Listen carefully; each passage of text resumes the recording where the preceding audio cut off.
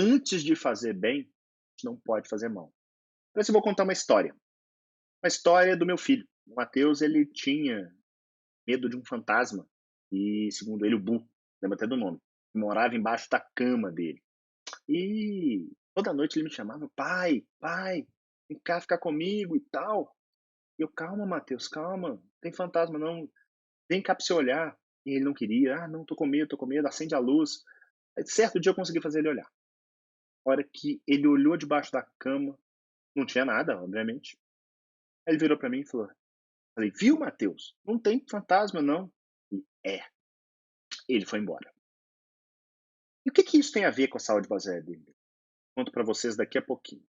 Antes disso, eu queria voltar lá no Hipócrates, o pai, da medicina, pai que nós médicos fazemos o juramento hipocrático que diz: "Primo non nocere", ou "primeiro não lesar", antes de fazer bem, não fazer mal. E é isso mesmo, não detectar uma verdade é melhor do que afirmar algo falso. A gente precisa provar que algo é bom para ser adotado, e não provar que algo é ruim para não ser adotado. O ônus da prova está na existência do fenômeno. Parece uma coisa confusa, boba, mas não. As pessoas todo dia, por causa de estudos observacionais, por causa de crenças, ou até mesmo por ter lógica, uma plausibilidade biológica, adotam condutas baseadas numa evidência rasa. Exemplos não faltam. Uso de vitamina E no câncer de próstata, dieta de baixa gordura, uso de stents na angina instável, exercício aeróbico como melhor forma para perda de peso. Poxa, tem inúmeros. Isso tem que estar na nossa cabeça. Se eu não tenho convicção de que aquilo ali vai fazer bem, ou que tem a probabilidade de fazer bem, é melhor eu ficar esperando e vendo o que, que vai acontecer. Porque eu mostrei para vocês, a probabilidade de uma conduta mudar efetivamente um desfecho futuro é muito pequeno. Então, sempre coloquem isso como uma premissa básica. Por quê? Porque nossa cabeça, ela pensa da forma cartesiana. René Descartes é o homem do penso, logo existo. Nossa mente é determinística, ela é unifatorial. Num sistema complexo como o biológico, as previsões são muito incertas, visto essa complexidade. A nossa lógica ela não garante a verdade, a gente está muito sujeito a vieses, ao próprio acaso. Como é que a gente resolve isso? Sendo cético. Duvidar do óbvio garante sobriedade e clareza de pensamento. Olha essa questão do Holmes. Para mim está óbvio que isso aqui é um acidente, mas olha como é que ele se comporta. Seria um acidente? Para que ele pensa de forma oposta, ele reduz a probabilidade de ser enganada por falácias ou por senso comum. O que na maioria das vezes isso não ocorre por má fé. Volta no tempo, por exemplo, 200 anos atrás se usava sanguessuga para tratar uma série de doenças. O Semmelweis, que foi quem colocou a questão de lavar as mãos como sendo algo fundamental, que hoje já é um senso comum, acho que ele foi muito criticado. Isso a gente está falando do século XIX. Então, gente, ser cético é fundamental. E o ceticismo vem de um princípio chamado princípio da hipótese nula. Essa é a forma de aplicar na ciência o primo non nocere. Essa hipótese nula, você parte da hipótese de que aquilo que você acredita está errado, ou que o fenômeno não existe. Então, por exemplo, o Francis Bacon, que é os pais da ciência, também com o sobrenome desse, não tem como errar, ele diz que o método científico visa combater os ídolos da mente. Que frase interessante, que frase impactante. A nossa cabeça é a nossa armadilha. Tem que ter esse cuidado. Porque o que a gente tenta fazer é mais ou menos essa foto.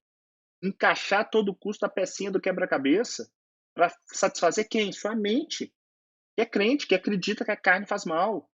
Ou que fazer 1 hora e meia de esteira que vai fazer o seu aluno emagrecer. Então, como que a gente tem que pensar? Chamberlain, que é na realidade um geólogo do século XIX, ele coloca que no momento que nos apegamos a uma ideia, nosso intelecto gera um filho, diante do qual é difícil nos mantermos neutros. A mente se detém com prazer nos fatos que apoiam a teoria e sente uma frieza natural pelos fatos que não a corroboram. Então, O nutricionista que acredita numa dieta específica, seja ela qual for, o dentista que acredita que o fio dental é fundamental, o fisioterapeuta que acredita numa determinada técnica, o médico que crê na eficácia de um medicamento. Eu não estou dizendo aqui que nada disso seja errado, mas você tem que duvidar o tempo todo. E quando você duvida e nas evidências te mostram que realmente aquilo que você acredita está certo, você refuta a hipótese nula e fica com o que a gente chama de hipótese alternativa. Estão comigo aí? Tá tudo bem? Ok? Vamos lá. Então, vou dar um exemplo prático. Eu gosto de prática. Então, atividade física e perda de peso. O que é a hipótese que a gente pensa como sendo lógica? Eu preciso fazer atividade física para perder peso. Então, qual que seria a hipótese nula? Atividade física não ajuda na perda de peso.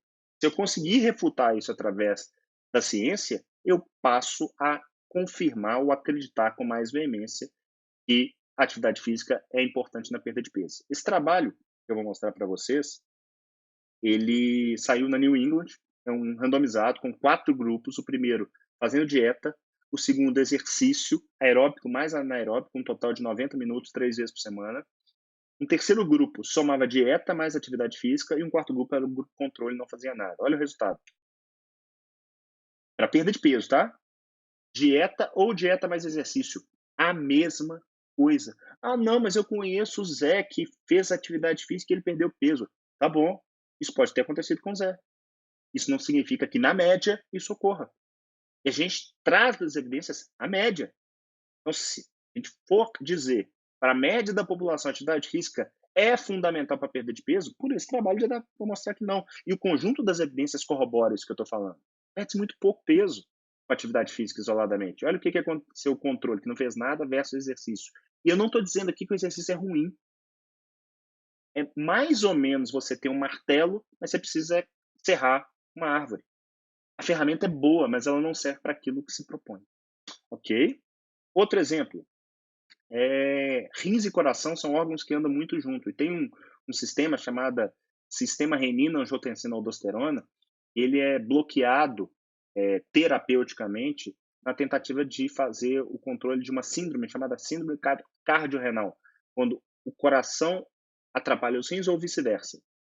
E saiu, em 2008, uma droga chamada Razilez, nome comercial, que é o alisquireno, inibidor de renina. Ele atuaria bloqueando um ponto desse renina-angiotensina. Poxa, todo mundo ficou empolvoroso. O que apareceu de representante de laboratório tentando vender essa ideia foi uma glória. E aí sai o Altitude, um randomizado, e nesse momento os representantes sumiram. Por quê? E vem um alerta. Os resultados mostraram que não havia diferença para desfechos cardiovasculares entre o alisquireno e o placebo, e mais, existia uma probabilidade maior de dolo com o alisquireno, com os pacientes tomando o remédio tendo mais AVCs. Ou seja, a medicação, além de aparentemente não ajudar, ela poderia estar lesando. Naquele momento, milhares, milhões de pessoas já tinham usado aquela medicação, o laboratório já tinha colocado um bom dinheiro no bolso, e nada contra colocar o dinheiro no bolso, mas o que eu quero dizer é, não dá para usar algo que parece ser bom. Parecer ser bom não é suficiente, primeiro não lesar. Outro exemplo, homeopatia. Eu não estudo homeopatia, tá? Mas eu fiz uma revisão, tá, a respeito de alguns temas de homeopatia. Por exemplo, demência, colo irritável, asma, rinite alérgica. Qual que é a lógica da homeopatia? É dar um pouquinho de determinada substância e que aquilo ali geraria uma proteção. E que a ciência mostra para essas situações, eu não achei nada que me refutasse a hipótese nula. Ou seja, para isso, para mim, a homeopatia, por hora, não funciona. E alguém pode falar, não, mas eu conheço minha prima que tinha asma e que melhorou. Olha, isso pode ser explicado por efeito placebo, por viés de confirmação, por retorno à média, por uma série de coisas. Inclusive, talvez, porque ela possa funcionar em determinada situação, mas ela não tem lastro científico. E se ela não tem lastro, alguém pode falar assim, não, mas mal não faz. Como se ela estiver atrasando um diagnóstico. Será que não faz mesmo? Então, eu acho que eu não estou dizendo aqui que ela não funciona, mas à luz da evidência atual, isso aqui é uma revisão bem interessante de remédios alopáticos e homeopáticos, a conclusão é que os efeitos da homeopatia são efeitos placebo. E olha, eu uso na minha prática clínica efeito placebo, tá? Pacientes meus, às vezes, ao invés de eu encher eles de remédio, eu uso uma pílula placebo e tenho bons resultados. Por quê? Porque eu acho que talvez naquele momento o remédio seja muito potencialmente doloso. Eu tenho uma história clássica de a avó da minha esposa, na festa de formatura dela, começou a ter um tremelique lá. Eu peguei uma cápsula, acho que era de Novalgina. Falei, ó, vó, vou te dar isso aqui, mas se prepara, porque esse remédio é potente. Com 15 minutos a avó estava bem. E placebo. Então isso ocorre sim.